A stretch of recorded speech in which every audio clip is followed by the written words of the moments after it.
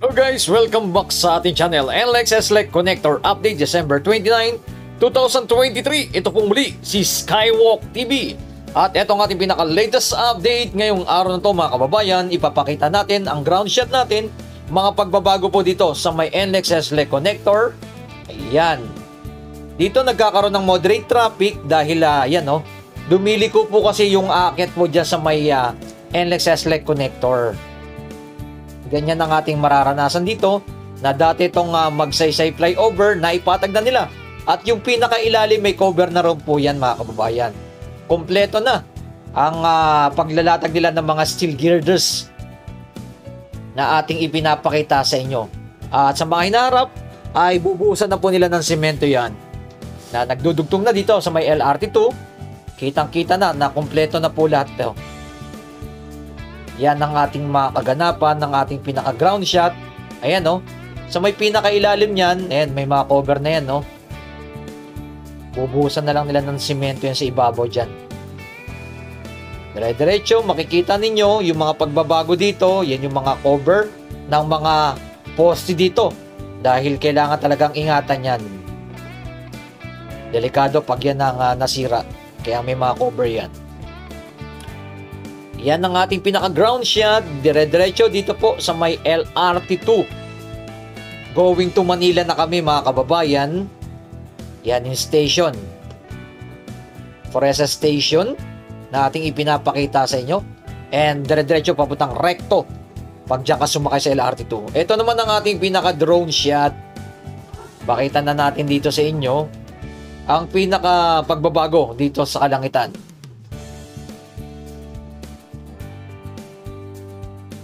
Ayan. Muli po maraming salamat sa mga nag-like, nag-share at nag-follow ng ating pinaka-latest update. Tuloy-tuloy ang ating pagbabalita dito po sa ating bansang Pilipinas. Mga pagbabago at mga proyekto ng makikita natin ang develop ng ating bansa.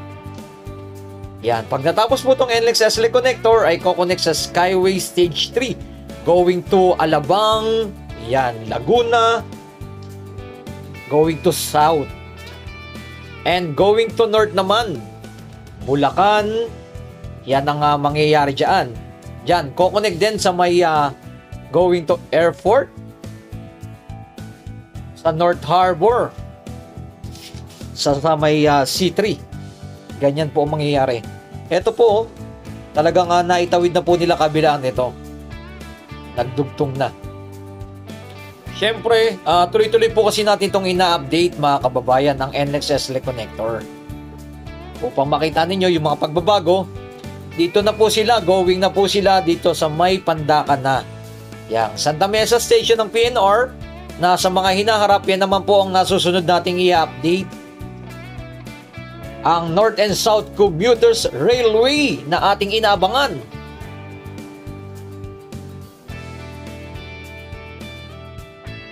Na napakalaking proyekto. Grabe sunod-sunod ang mga project dito sa ating bansang Pilipinas, lalong-lalo na dito sa NCR. Yan ang ating madalas na ina-update. Ang LRT1 extension, ang MRT7, ang subway. Yan, napakalaking proyekto na subway yan. Mula NAIA hanggang dyan po sa may Valenzuela naman. Ito, iniikot po natin ang ating drone upang ipakita sa inyo yung pinaka view. Nagpalit po pala tayo ng setting ng ating drone. Naka tayo, kaya hindi masyadong light ang ating kuha. Yan. Pang po kasi ito yung kuha natin pang sa mga movie ginagamit.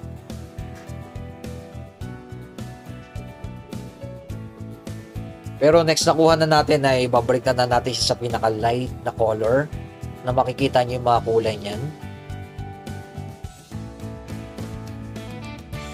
Ayan. Inikutan lang natin ang ating drone. Ito pong pagtawid po kompleto na siya. Nailatag ng mga steel girders yan. Etong side na lang po ang kabila nating inaabangan dito, papuntang Pandacan. at sa may Santa Mesa station ng PNR. Yan na po ang ating tuloy-tuloy na ating ina-update. Dahil bandang dulo ay magkakaroon na po dyan ng double decker na tinatawag.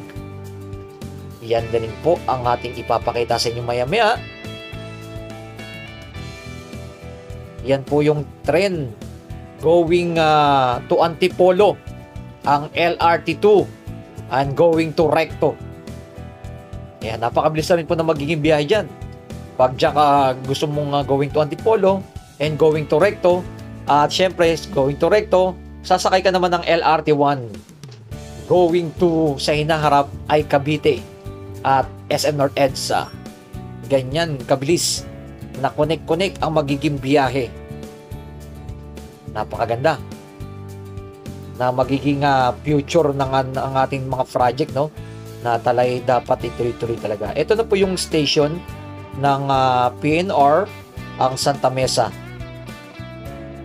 Ito yung university na napakalaki dito sa may Polytechnic University dito sa may Santa Mesa. Ayan, no, yung pinaka-field nila na ating ipinapakita sa inyo. Yan po ang ating tuloy-tuloy. Dahil nakita po kasi natin, ayan, no, papakita natin yun sa may pinakadulo yung trend ng PNR. Yan, dahil gumagana pa rin po ito, no? Pero sa may Alabang, Laguna ay nakastop na po yung PNR na yan. By next year ay gagawin naman po ang mula Tutuban hanggang tuloy-tuloy na po yan. Magsasara na rin po yan. Yan, no? Nakita po ninyo yung trend ng PNR diyan dumadaan. Pero yung NLEX-SLEC connector dito naman po sa kabilang side, yan going to Pandacan na yan. Yung mga maraming bahay diyan naman po dadaan naman po yun. Mangyayari na ating inaabangan dahil nandiyan po sa may pinakadulo etong left side, yan ang Skyway Stage 3. Diyan po magdudugtong yan, mga kababayan. Ganyan po ang mga mangyayari sa mga hinaharap dito na napakabilis na magiging biyahe natin. Tuloy-tuloy po natin itong ina-update. Ito po ang aking sinasabi dito, yung mga poste na naka-ready na.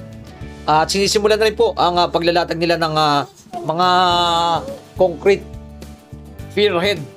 Dahil ito yung magiging double decker dito mula dito sa simulan na to. Yan, no? Okay po, maraming salamat sa mga nag-like, nag-share, nag-follow ng ating pinaka-latest update dito po sa may NLEX-SLEC connector. Yan po ang aking sinasabi na magiging double decker. Nakagaya sa may Skyway Stage 3. Ganyan po ang mangyayari. At dito sa area na to, yan pa rin po yung mga bahay na mga tuloy-tuloy na ginigiba para mas mabilis ang magiging develop pag ito yung natapos na. Kaya yan ang ating mga inaantabayan na lang natin. Konting-konti na lang po ito na at malapit na tong matapos. Mula Pandacan hanggang dyan po sa may C3. Ganyan ang mangyayari dyan. Hanggang North Harbor Link going to Valenzuela and Navotas. At kukonek yan, no, sa Fort. Yan ang mga mangyayari dyan. Talagang ito kailangan itong mga skyway talaga. At napakabilis na magiging biyahe at iwas na traffic sa EDSA at lalong-lalo na dito sa may Maynila. Ganyan ang ating dahil sa baba ay grabe. Napaka-heavy talaga ng magiging traffic talaga. Kaya ito ang nagiging solusyon nila kung dito ka dadaan sa Skyway Stage 3 at NLEX-SLEC connector. Pakita naman natin yung kabilang side na tuloy-tuloy naman na na-develop na. Ang good news pala, no, dyan sa may Pajardo Street at dyan sa may Santa Mesa ay Espanya ay okay na po yung off-ramp tsaka on-ramp dyan. Yan, naglalagay na lang sila ng pinaka mga booth nila dyan. Yan po kasi pinaka-entrance sa mga kukonek na, no, sa may Pajardo Street at sa may Espanya. Yan ang mangyayari na ipapakita ng ating drone. Dire-diretso yan dahil pag dito ka dumaan, smooth na smooth ang iyong dadaanan. Yun lang, may bayad. Siyempre, kung gusto mo talaga iwas sa traffic at napakabilis ang biyahe, dumaan ka sa Skyway Stage 3 at dito sa NX SLEC Connector. Pero kung di ka naman nagmamadali, ay dyan naman sa baba. Pero, pagkakaroon ka talaga ng medyo mabagal ang usad, no? Dahil napakarami ng sasakyan. Kaya ito yung mga solusyon at paraan para mas lalong umunlad at mabilis ang mga biyahe. Yan, no? Kitang-kita na yan. May mga dumadaan naman po, pero konti pa lang ang mga dumadaan dito. Kitang-kita nyo naman, no? Na-try na rin namin dumaan dito. Napakabilis talaga ng biyahe. Mula Espanya hanggang dyan sa may North Harbor Link. C3. Wala pang 15 minuto, nandun ka na kagad. Pero kung sa baba ka, kulang-kulang 2 oras ang magiging biyahe mo kung sasakyan. Ganun ka layo ng diferensya, no? Pero pag dito ka dadaan, ay napakabilis po talaga ng biyahe. Yun ang ating masasabi dyan. Sana ito mangyayari, connect na, no? Going to Luneta. Yan ang ating mga inaabangan sa hinaharap para mas mabilis ang magiging mga biyahe natin. At syempre, dyan po sa may ina-update natin ang airport ng Bulacan. Yan, ilalagay na po natin sa description yung mga ating mga in-upload. Panoorin nyo na lang po sa mga bagong pasok ng ating channel. May bago tayong update dyan po sa may New Manila International Airport at iba't iba pang lugar. Ayan, no? Kitang-kita nyo. Ayan, no? Ito yung Fajardo Street. Sinisimulan na po nilang paglalagay po dyan ng booth. Yan. Kabilaan side dyan. Maraming salamat sa inyo lahat dyan. Ito po muli si Skywalk TV. Mabuhay ang ating bansang Pilipinas. God bless.